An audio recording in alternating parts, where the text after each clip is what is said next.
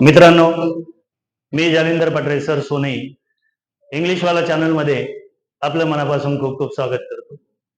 आपण यापूर्वीच्या व्हिडिओजमध्ये parts of speech आणि वेगवेगळ्या प्रकारचं काही ग्रामर त्या ठिकाणी पाहिलेलं आहे. तर यामध्ये आपण आतापर्यंत चॅनलला भरभरून सहकार्य केलेलं आहे आणि असंच प्रेम या चॅनलवरती या ठिकाणी आपण ठेवाल ही अपेक्षा. मित्रांनो, या ठिकाणी आज आपण ॲज सून ॲज च्या वाक्यामध्ये नो सूनर दॅन वापरताना कशा पद्धतीने वापरायचं याची जी ट्रिक मी तुम्हाला आज देणार आहे, ती ट्रिक्स तुम्हाला कुठल्याही पुस्तकामध्ये, ग्रामरच्या पुस्तकामध्ये असेल, कुठंच मिळणार नाही याची गॅरंटी मिळेल. आता प्रश्न फक्त कोणता आहे रे? वेगवेगळ्या एक्झाम्स असतील बघा, तुमच्या कॉम्पिटेटिव्ह असेल, 10वी-12वी असेल किंवा वेगवेगळ्या एक्झाम्स असतील. या वेगवेगळ्या एक्झाम्स मध्ये तुम्हाला या ठिकाणी वेगवेगळ्या पद्धतीने विचारलं गेलं, तरी तुमची जर बेसिक कन्सेप्ट त्या ठिकाणी एकदा क्लिअर झालं, ॲज सून ॲजचं वाक्य आहे, त्याच्यात नो सूनर दॅन वापरायचे, तर कशा पद्धतीने वापरायचं आहे ते आपल्याला या ठिकाणी पाहिजे. तर प्रश्न कसा येतो बघा, as soon as the sun has risen birds began chirping, rewrite using no sooner than. Okay, मग नो सूनर दॅन त्याच्यामध्ये वापरताना किंवा स्पर्धा परीक्षेला तुम्हाला हे वाक्य दिलं जाईल, त्याच्या खाली 4 पर्याय दिले जातील, त्यातला कोणता करेक्ट पर्याय आहे तो आपल्याला त्या ठिकाणी पाहायचा आहे. तर बघा, आता ॲज सून ॲजच्या वाक्यामध्ये नो सूनर दॅन वापरताना सगळ्यात महत्वाचं पहिल्यांदा आपण काय करणार आहे बघा, की या ठिकाणी आपण ॲज सून ॲज ऐवजी काय घेणार आहे? नो सूनर, आणि कॉमाच्या ऐवजी काय घेणार आहे रे? दॅन. इथपर्यंत क्लिअर झालं? मग बघा, आता प्रत्येक वाक्यामध्ये आपल्याला आता इथं काय घ्यायचंय? हे पहा, नो सूनर. इथं पण शॉर्ट मध्ये आपण लिहू नो सूनर. इथं पण आपण लिहिलं नो सूनर. इथं पण आपण लिहिलं नो सूनर. इथपर्यंत कळलं?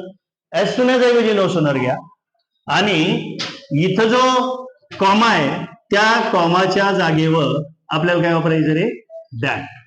इथपर्यंत कळलं एक सगळ्यांना? पहा की ॲज सून ॲज ऐवजी नो सूनर, आणि जिथं जिथं तुम्हाला कॉमा दिसणार आहे त्या कॉमाच्या जागी काय करायचं रे? दॅन वापरायचं. एकदम व्हेरी इझी. ओके, हा, थोडं चिडमिड होईल, पण बघा वाहू द्या, झाली तर नाही का? कुणी म्हणाल काय काला करून ठेवलाय, पण राहू द्या. आपण केलेला काला आपल्याला टेस्टी लागतो, हा थेरम आहे. समजा आपण चिवडून घेतलं, आणखी चिवडलं, आणखी टेस्टी लागलं. आणखी चिवडलं, आणखी टेस्टी आपल्याला लागणार आहे. पण आपण तुला जर म्हणलं हा दर तुला एक गोळा, कोणी घेईन का रे? नाहीये. तसं हे आपण चिवडलेलं आहे, आपल्याला टेस्टी लागणार आहे. मग ॲज सून ॲज ऐवजी नो सूनर आणि कॉमा ऐवजी दॅन. मग आपल्याला आता काय करायचंय पुढं, की अबे इथं नो सूनर आहे आणि इथं दॅन आहे, याच्यामध्ये जो स्पेस आहे इथं आपल्याला पाहिजे की त्या वाक्यामध्ये ॲक्झिलरी आलेला आहे का. वर्कच्या व्हिडिओमध्ये आपण जाऊन पहा, सगळे ॲक्झिलरी आपण दिलेले आहेत, पण इथं जे आपल्याला गरजेचे आहे तेवढे मी इथं लिहून घेतलेले आहेत. मग तुम्हाला एवढ्या वाक्यामध्ये, या क्लॉज मध्ये इथं काय पाहिजे रे? इज, आर पाहिजे, was, were, have, has, had, can आणि कुड. काय आलेलं आहे मला सांगा? ॲक्झिलरी हॅज आलेलं आहे. ओके, मग याला थोडा वेळ ॲक्झिलरी म्हणा. मग ॲक्झिलरी जे इकडून जो असतो सब्जेक्ट, आता मी तुम्हाला मागच्या व्हिडिओमध्ये सांगितलेलं आहे, नाऊन आणि प्रोनाऊन हे सब्जेक्टच्या भूमिकेमध्ये येतात. द सन हे नाऊन आहे, हा सब्जेक्ट आहे, आणि इकडे हे मेन वर्ब आहे. लक्षात येते का? पहा आता इथं पहा, जर ॲक्झिलरी दिसतं का रे? Is, are, was, were, have, has, had, can, could. इथं दिसतंय का? इथपर्यंत नाही दिसत आहे. मग आपल्याला जर ॲक्झिलरी नाही आलं तर वाक्यामध्ये मेन वर्ब येतं. मग त्यावेळी सब्जेक्ट शोधायचा. कोणता आहे सब्जेक्ट इथं? वी, आणि त्याच्यानंतर अभय वर्ब आलेला आहे. ओके, या वाक्यात जर पाहिलं तर सब्जेक्ट कोणता आहे रे? सब्जेक्ट म्हणून कोण येणार आहे तुम्हाला? सब्जेक्ट जर पाहायचा आहे तर अभय हे सब्जेक्ट म्हणून घ्या. याच्यापेक्षा वेगळा सब्जेक्ट कुठंच येणार नाही. I, we, you, they, he, she, it किंवा नेम्स. मग ते नेम्स सिंग्युलर असतील किंवा प्लुरल असतील तर यांना आपल्याला सब्जेक्ट म्हणून घ्यायचे. लक्षात आलं बघा, हे सब्जेक्ट आहेत आपले. मग आता इथं सब्जेक्ट कोणता आहे? वी. त्याच्यानंतर ॲक्झिलरी नाही आलं म्हणून कोण पाहिजे?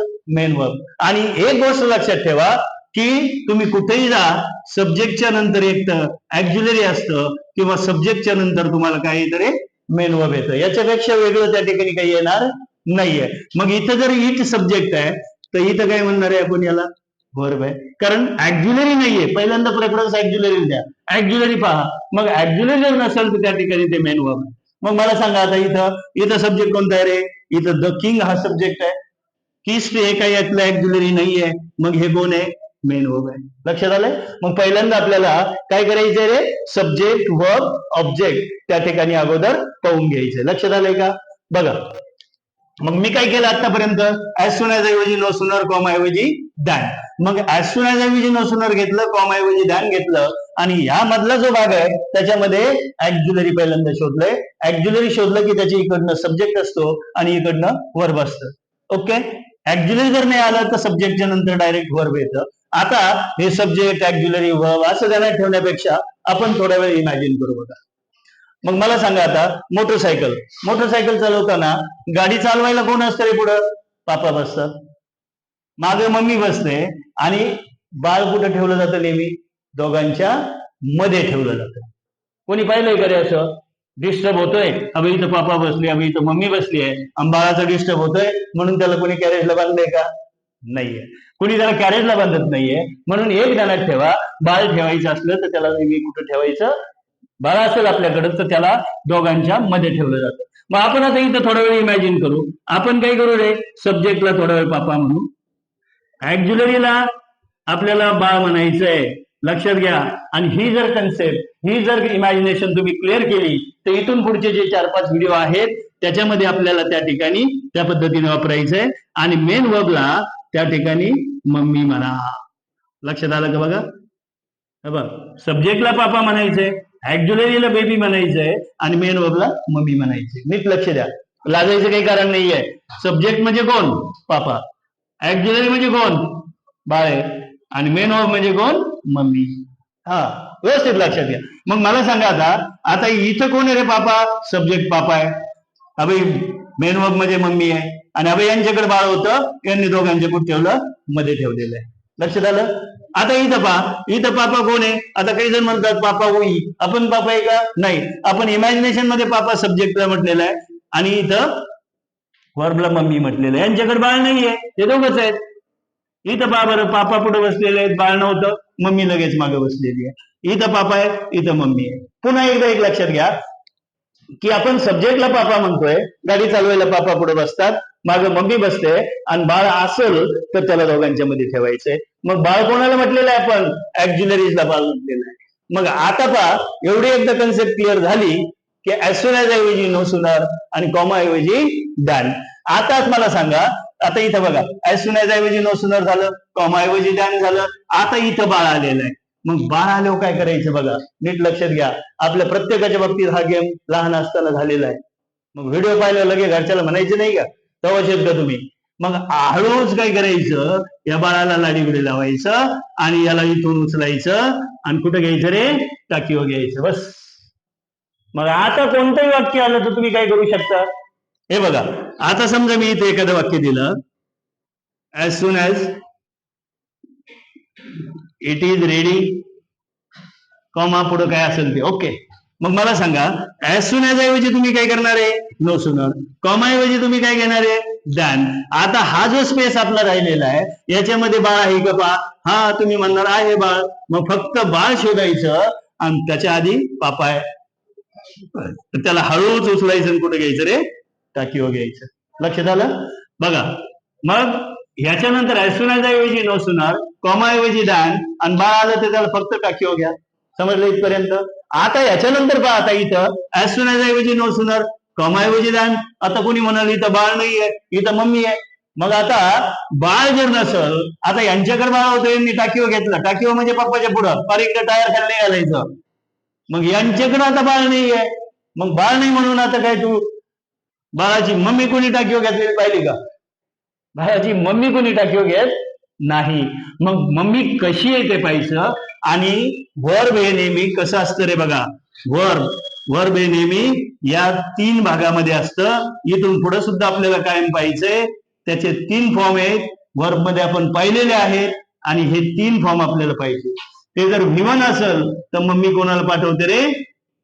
डूला पाठवते. ते जर एसीएस मध्ये असेल तर मम्मी काय करते? हे एसीएस काढते, आणि त्याला या डजला टाकीवर पाठवते.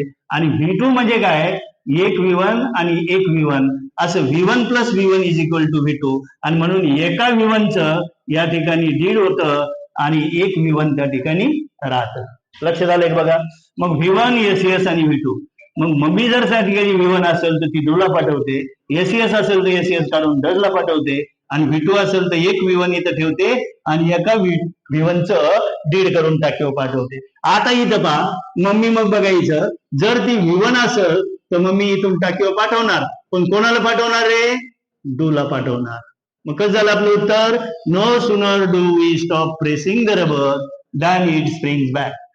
पुढे पहा आता, ऍज सुन ऍज ऐवजी नो सुनर कॉमा ऐवजी दॅन झालं. आपल्याला इथं पापा आहे. आता एखादं म्हणा पापा एवढं एवढाचे, मम्मी किती दम्मान आहे, तुम्हाला त्यात काही घेणं नाहीये. पापा केवढा असो किंवा मम्मी किती टम्मन असो काही घेणं देणं नाहीये. पापा नंतर फक्त कोण एवढं पाहिजे, बाळ असलं तर उचलून टाकीवर घ्यायचंय. मम्मी टाकीवर घेता येत नाही म्हणून मम्मीला जागेवर ठेवायचं.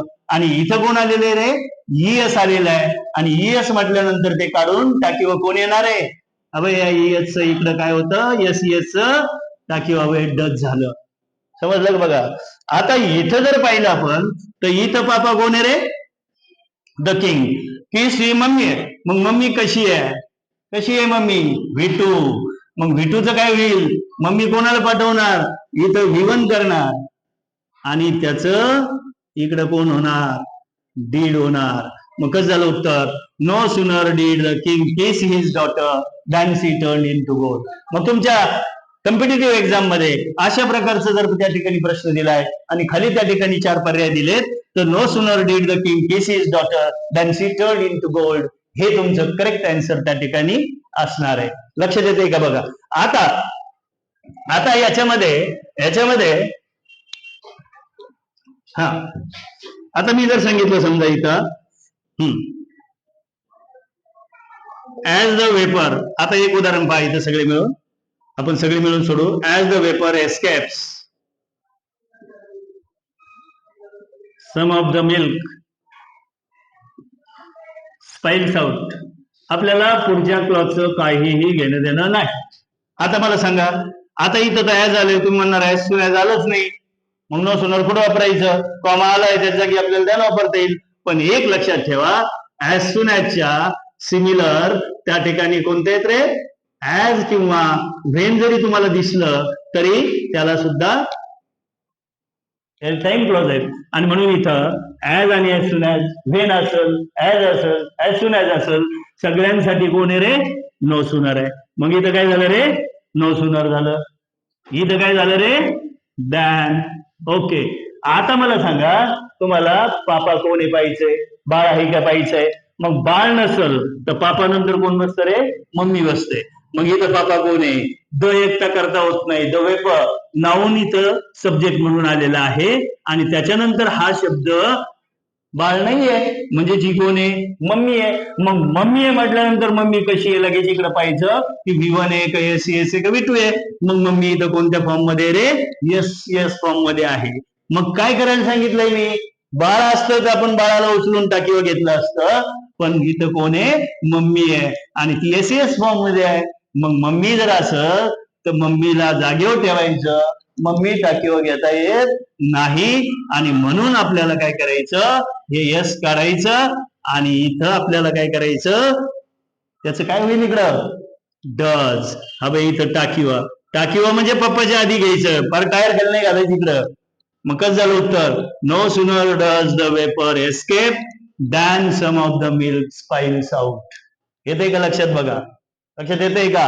मग आता शॉर्ट मध्ये आपल्याला काय करता येईल बघा, इकडे लक्ष द्या. बाळ कुठं पाहिजे आपल्याला, पापा नंतर, सब्जेक्ट नंतर जर त्या ठिकाणी बाळ असेल तर काय करायचं, या बाळाला हळूच आहे बघा, ऍज सुन ऍज ऐवजी नो सुनर कॉमा ऐवजी दॅन झालं. आणि जर पापा नंतर बाळ असेल तर त्याला हळूच उचलायचं, कुठे घ्यायचं रे, टाकीवर घ्यायचं. आणि मम्मी जर आली तर मम्मी आल्यानंतर आपल्याला काय करायचं, V1 मधून डू निघतं, एस मधून डज निघतं, डज V1 आणि V2 मधून डीड V1. तर याला आपण शॉर्ट मध्ये काय म्हणू रे, याला आपण शॉर्ट मध्ये काय म्हणू, D3 म्हणू. आता D3 म्हणजे काय, डू डज डीड प्रत्येकाची सुरुवात कशाने झालेली आहे? डी न झालेली आहे. आणि म्हणून आपण काय करू, हा बघ, डू ची सुरुवात डी, ड ची डी, डीड. मग आपण आपल्याला एक कोड वर्ड म्हणून या ठिकाणी डू डज डीड ला आपण इथून पुढं D3 म्हणणार आहोत. काय म्हणणार आहोत? D3 म्हणजे डू डज डीड. आणि पुढं काय रे? V1. आणि मग आपल्याला फक्त काय करायचंय, बाळ आलं तर उचलून त्याला टाकीवर घ्यायचं, आणि मम्मी आली तर मम्मी टाकीवर घेता येत नाही, म्हणून मम्मी कशी येते पहा. V1 असली तर तुम्ही यातून डू ला काढा, एस असलं तर एस काढून तुम्ही डज ला टाकीवर घ्या, आणि V2 असेल तर V1 करायचं आणि डीड ला टाकीवर घ्या. तुमचं नो सुनर दॅनचं वाक्य क्लिअर होईल.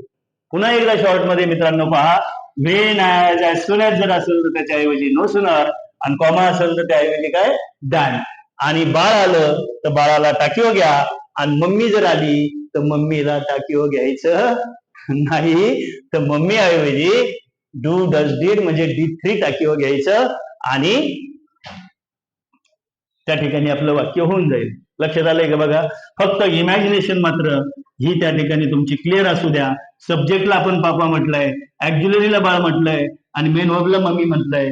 मग पापानंतर जर बाळ असेल तर त्याला उचलून टाकीवर घ्या, आणि पापानंतर जर मम्मी असेल तर तिला उचलून D3. लक्षात आलंय? निश्चितपणानं मित्रांनो तुम्हाला सांगतो की या प्रकारचा व्हिडिओ तुम्हाला कुठेही दिसणार नाही, किंवा कोणत्याही पुस्तकामध्ये अशा प्रकारची इमॅजिनेशन त्या ठिकाणी दिसणार नाही. तर व्हिडिओ त्या ठिकाणी व्यवस्थित पहा. आवडला, काही अडचण असेल तर लाईक शेअर करा, अडचण असेल तर कमेंटमध्ये निश्चितपणानं सांगा. त्या ठिकाणी तुमचा जो काही प्रॉब्लेम असेल तो त्या ठिकाणी ऑन दी स्पॉट सॉल्व्ह केला जाईल. तर अशाच प्रकारचे वेगवेगळे व्हिडिओ त्या ठिकाणी झाल्यानंतर आपण वाक्यरचना कशी करायची, टेन्सेस कसे पाहिजे याचेही त्या ठिकाणी व्हिडिओ घेऊन येणार आहोत. तर मित्रांनो, धन्यवाद, गुड बाय, थँक्यू.